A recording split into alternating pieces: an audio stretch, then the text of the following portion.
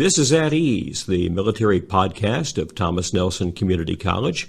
I'm Gary Pounder, a member of the military team here at TNCC, and on a recent edition of the podcast, we talked about some of the events that are coming up in commemoration of Veterans Day on Wednesday, November 11th here at Thomas Nelson. And among the events we're going to be having again this year is a Volksmarch. We're going to be talking about the Volksmarch today with Sandy Croushore, who is the president of the Peninsula Pathfinders, a local Volksmarch club. They were very instrumental in helping us put on our first ever Volksmarch for Veterans Day last year. Look forward to having them as key players and organizing and executing the event this year. But before we get into the conversation on the Volksmarch, Sandy, I want to talk a little bit about your background. You, of course, are a retired Air Force officer. And so just kind of give us a little bit of your background, your experience, and, what your career has been over the last 30 plus years. Okay. Well, first of all, I was born into an Air Force family. I was born in France when my father was stationed there and traveled literally around the world. When I was in college, I joined Air Force ROTC, graduated as the first female four-year cadet at my university, which was a big accomplishment, and then went on into the Air Force. I didn't travel as much as I did when I was a child, but I still managed to go to a few places, including the joint staff at Armed Forces Korea, and spent a couple years there before coming to Virginia. I retired quite a few years ago, and then got into teaching, and I've been teaching quite a number of things, mostly third grade and up, in various places. When I finally retired from all of that, I got back into Volksmarching. I had started in Volksmarching in 1981 on base, and then continued doing that with Girl Scouts because I was very active as a Girl Scout leader. And so when I retired, I just continued doing that. And so now I do quite a few Volksmarches every week. Going back to your comments about your getting in the military through ROTC, at that particular point in military history, there weren't as many opportunities for women as there are today. And I'm kind of curious about, obviously you came from a military family, but your mindset that kind of convinced you, even though you knew your options were going to be limited, about going ahead, going into ROTC, and as you said, becoming the first female four-year cadet to graduate from the program. I believe it was at Colorado University? Yes, University of Colorado. Mm-hmm. Tell us about that. Yeah. Well, I've always been one to kind of take on things that are hard to do. Majoring in mathematics was one of those things because I was the only female in my class my senior year, and so I was kind of a trailblazer in a lot of places. And so I thought I'd investigate ROTC because my father had been in the Air Force, and he retired just before I went to college. And so I thought I'd investigate and find out what it was about. Found it was something that I was really interested in doing. I was able to get a 3-year scholarship in ROTC. They didn't have 4-year scholarships for women at the time, nor did they allow women to be pilots or navigators or any of those other things. But I was interested in mathematics and then into computer programming, so that didn't bother me much. But I always wanted to kind of blaze trails and do things that other women were not used to doing. I'm curious, how many women were in the program at Colorado when you joined? My freshman year, there were a couple that had joined the 4-year program the year before me, because they had started admitting women the year before I joined. There were, I think, 4 of us altogether, 4-year cadets, female cadets, the year I started. But the other 3 dropped out along the way. I was going to ask, you the only woman who at the end of the 4th year walked across the stage, got the gold bars pinned on? Yes, that's it. Mm-hmm. There were a couple 2-year cadets who had graduated the year before I did, but I was the first one who went through all 4 years in ROTC at that university. You mentioned earlier that when you were going through Colorado, and at the time, obviously, career options for women in the military were limited. Just curious, exactly what jobs did you have to choose from coming out of ROTC as a brand new Air Force officer? Well, when I was in college, I originally signed up for a career field in mathematics because that's what I was majoring in. Um, about my senior year, I got called into the office, and they said, "Well, that career field is closed, so you need to pick another one. So here's a list of all the things you can choose from," and computer programming was on the list. So I said, "Okay, well, I'll go ahead and do that." What I found out later was that the places where computer programmers were stationed were very few and far between. One of them being Denver, which was just down the road from where I lived, and went to college there. So the actual assignments were very limited because we were usually at major command bases. We had one remote, and then a couple of overseas assignments. So there wasn't a lot of choice of assignments. And so, I ended up staying in Denver for another 4 years. I'm imagining that when you got to that first duty assignment there at Lowry Air Force Base, I remember it well. I actually went to tech school there before it closed back in the mid-'80s. You were probably also a trailblazer in that assignment. I'm guessing there weren't very many women who were programmers in the Air Force, let alone officer programmers at the time. Right. There were a couple, and actually we were stationed at Buckley Air National Guard Base, but our duty assignment was at Lowry. It was kind of a satellite office, and the commander there didn't really like women in the Air Force, and so he sent all the women to Lowry to work. So I think there were probably maybe 4 or 5 of us in that building who were officer programmers there, including, I remember as a young lieutenant, one of them was a captain that I looked up to at that time. You mentioned that your initial commander was not crazy about having women in the Air Force. When did you finally begin to see the culture change? When did the barriers start to come down? Did they ever really come down, in your opinion, during your 20-plus years on active duty? I never really saw barriers myself. The thing about the commander was just something I had heard, but I never experienced any kind of discrimination or anything. Part of that, I think, was because of my work ethic and the fact that I was a pretty good programmer. And so I never experienced any kind of discrimination or any problems with that. The first time I really ran into problems was when I became a section leader, and I had men working for me, and a couple of them said to me, I was never working for a woman before, but you're okay.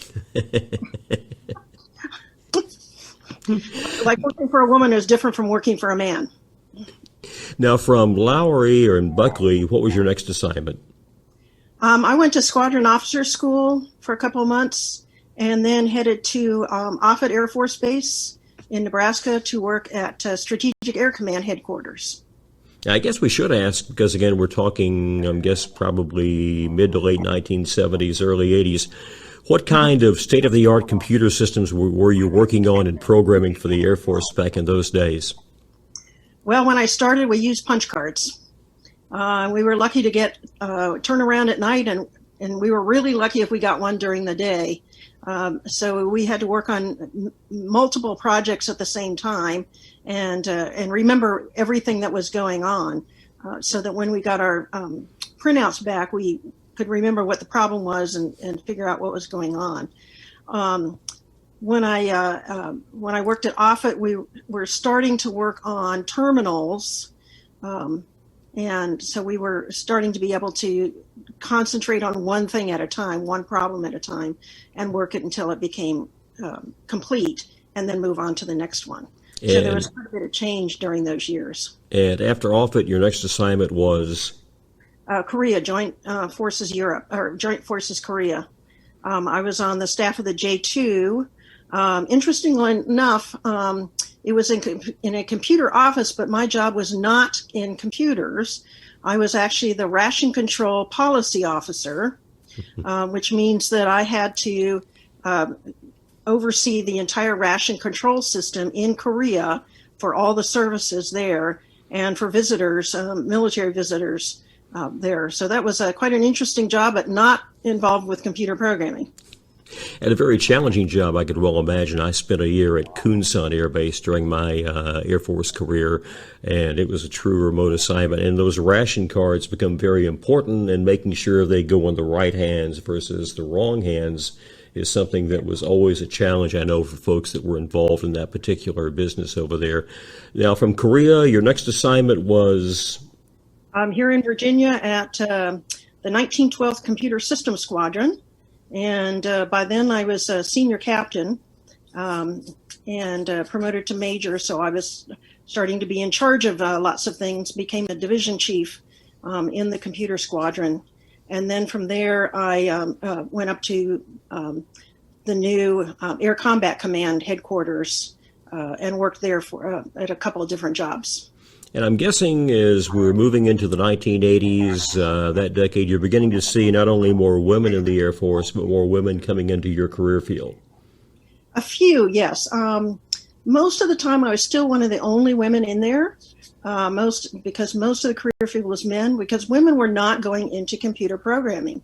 Most of them, I think, were involved in other things and were not going into computers, which is still the case today, I think. But at that time, there were still not a lot of women. The office that I worked in there, and then I ended up teaching computers there at Offutt. But I don't remember a lot of women coming through. Now, your final assignment before you retired was here at Langley or somewhere else? Yes. Mm-hmm. It was at Langley. At the time that the end of the Cold War was there, and so they were trying to draw down the forces. So I actually took early retirement at 16 and a half years and went off into the civilian world to try my luck there. I was going to say, looking at your resume, you go from one very challenging field, which is computer programming, into something I would say that is equally challenging, maybe even more challenging, and that's public education. You became a school teacher here in Virginia. Yes. And you taught what grades? I taught 4th grade, 5th grade, all subjects. I've also taught 6th grade English, 6th grade math, 7th grade math and algebra. And then I came to Williamsburg and taught at a private Catholic school and taught computer science to kindergarten through 7th grade. You know, we have something in common there. When I retired from the Air Force, I spent about 3 years as a middle school teacher in Mississippi and quickly discovered that I was probably not cut out for the classroom at that level. So my hat's off to you for spending so many years in the classroom and, you know, really molding and shaping young minds and having an impact on the future. I've got to ask, though, what kind of transition was it for you going from a military environment where everyone is organized, disciplined, used to following instructions, to a classroom where sometimes the cooperation factor may be quite a bit lower? Yeah, well, it was an interesting challenge because, students don't always follow the directions that you give them. And you have to learn how to deal with that. And also you're dealing with the element of the parents who are sometimes supportive and sometimes not. So it became quite challenging at times. One of the schools I worked at was a Title I school where there were a lot of socially and economically disadvantaged students. And so I had a lot of challenges working with them, especially the ones who were below grade level in both reading and math, and trying to bring them up to their peers and up to the standards in the state of Virginia for them to be able to pass the tests. What was your favorite grade level to teach and your favorite subject that you taught? My favorite grade level is 4th grade, and math, of course. What about 4th grade? What was it about that you found most engaging and most rewarding? 4th graders are able to do a lot on their own. They don't need you hovering constantly over them, helping them out, but they're not afraid to come and ask for help. When I taught 5th grade, I found a lot of the students started getting some attitude problems because they were going to middle school and they weren't willing to ask for help. But I think the 4th graders were quite open and quite willing to ask for help and to accept help. And they were just a fun group to be with. Now, you mentioned earlier that at one point in your military career you became acquainted or reacquainted with Volksmarching. Tell us about that, how you became involved in that pastime. Well, and I don't remember which base it was at, but the military bases used to have an annual Volksmarch. And so I went on one of those. In later years, I would take my Girl Scout troop on these Volksmarches every year. And I remember one particular one in Korea, because we had a Volksmarch there at the military base there. And it was very cold, and it was actually snowing at the Volksmarch. And so I had arranged for my troop to go. So we had 3 girls and my co-leader and I. So we had 5 of us doing the Volksmarch. They had hot chocolate at the checkpoints. And at the end, when we got finished, we won the award for having the largest group. Outstanding. Outstanding. Now, again, we know that many of our listeners are ex-military veterans. They may have taken part in Volksmarches when they were stationed overseas. But we also have folks that are hearing this term for the first time. So for those who are unacquainted, very briefly, explain to us, define for us, what is a Volksmarch? Okay, Volksmarch literally is German for Walk of the People. It's a non-competitive walk. You walk as fast or slow as you want to. And you do the walk for fun, for fitness, for friendship. You meet people along the trail, have conversations, and you walk a specific trail with directions. And so it's just a fun activity to do that's healthy and good fitness, but you do it at your own pace.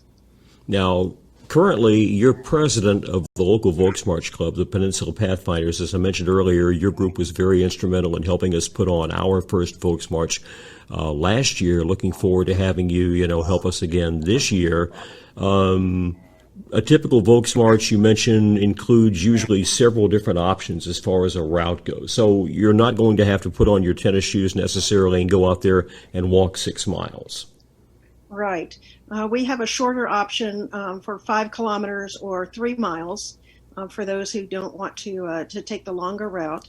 And we have that at every Volksmarch. We have at least those 2 options. Some Volksmarches do go longer and can go 15 or 20 kilometers, but we always have the 10 kilometer and 5 kilometer or 6 and 3 mile options. Now, the Volksmarch for Vets, which we're going to be having on Veterans Day, Wednesday, November 11th, this is going to be at the Sandy Bottom Nature Park in Hampton, just off Big Bethel Road, near the overpass over I-64. I know your organization, you guys have staged a number of Volksmarches at that particular venue. Yes, we have. Any particular thoughts, insights about maybe the advantages or what folks that go out there for the walk will see, what they'll experience when they take part in the Volksmarch? Yes, well, the trail that I've laid out will go past or on Big Bethel Road and go right along the edge of the campus there on that public road and come back and then go back into the park and walk along a couple of the trails there. One of the trails has a lot of tree roots and is a little rough. The other trails are very well groomed, have no tree roots, are very flat. So it's kind of a mixture of sidewalk and trail walking, which makes a trail much more interesting to follow. It also goes a little bit into one of the neighborhoods that's right next to the college campus there. And this is, we should point out too, very much a walk at your own pace event. Yes, definitely. We have Volksmarches where people like to stop and do some shopping or maybe even stop and eat lunch on the way. Now, there won't be that opportunity at this walk because there's just no place to do that. But there have been people that have done things like that on other walks. Now, we should point out, too, that we actually have a registration page up right now. If you go to tncc.edu/Volksmarch, VOLKSMARCH, you can actually sign up for the event right now, and there are options. You can come out and walk the course for free, or if you want to pay a $20 registration fee, you can get a T-shirt. Proceeds are going to benefit a military and veterans scholarship fund that we're setting up here at the college. And then for folks that are serious Volksmarchers, members of your club, other Volksmarch organizations, they can come out and simply pay $3 to have their mileage recorded.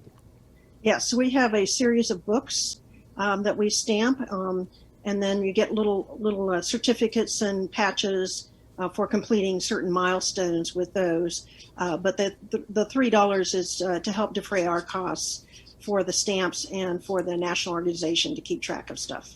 And we should point out, too, that we actually have a virtual option this year. I'm not sure if you've ever had a virtual option in a Volksmarch before, but again, it's because of the COVID-19 environment we're dealing with right now. For folks who maybe really don't want to come out, potentially be around other folks worried about potential exposure, we have an option where you can go to the sign-up page, register, and then choose the virtual walk and pay your fee. We'll send you the T-shirt. You can do your steps in your own neighborhood, on your treadmill, however you want to do it virtually. So that's another option that we're going to have this year as well. Just curious, since you've been doing Volksmarches, you've been planning, organizing them for a long, long time, how many Volksmarches have you done down through the years as a walker, as a planner, as an organizer?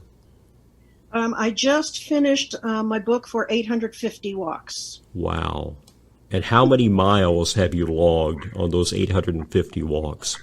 Oh, wow.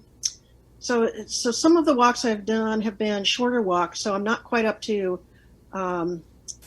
85,000 kilometers. I would say probably closer to 76,000 kilometers. So that would probably be, let's see. Not sure if I can translate. Let me put my math brain on. And, let's see. That would be probably 10, probably in the neighborhood of 1,000 miles. Wow. Or more. Wow. Mm-hmm. A lot of walking, but again, a lot of fun, a lot of fellowship, great fitness option there and everything. And again, we're so looking forward to having the Peninsula Pathfinders out there to help us and even play a key role in staging that Volksmarch. It's coming up on Wednesday, November 11th, Veterans Day. It's the Volksmarch for Vets at the Sandy Bottom Nature Park in Hampton. Again, for more information, please visit our website at tncc.edu/Volksmarch to look at your options. If you have questions, you can call us here at the college. My phone number is 757-825-2938, 825-2938. We'll be glad to answer any questions you may happen to have. Sandy, before we wrap things up here, any final thoughts or comments about the event coming up here in November? Well, we're looking forward to this event as a club. We always enjoy putting on these walks and seeing people come out and meeting new people. And so we hope that people will come out and enjoy this walk and find out some more information about our club and join us for our future walks. We have another walk coming up in December up in Williamsburg, our Christmas walks that we do every year for a day walk, a night walk, and a swim. And so we're looking forward to giving out information about those events and hope that people can join us. You said a swim in Williamsburg in December. I'm assuming that's going to be indoors. It is an indoor pool, yes. Well, again, we appreciate your help so much in helping us to stage the annual Volksmarch here at TNCC. Sandy Croushore, U.S. Air Force retired, President of Peninsula Pathfinders, thank you so much for taking time to speak with us here on the military podcast here at TNCC. And again, we look forward to seeing you out there at Sandy Bottom Nature Park for the Volksmarch next month. All right. Thank you very much. And that wraps up this edition of At Ease, the military podcast of Thomas Nelson Community College. I'm Gary Pounder from the military team. We thank you for listening, and we look forward to talking to you again next time.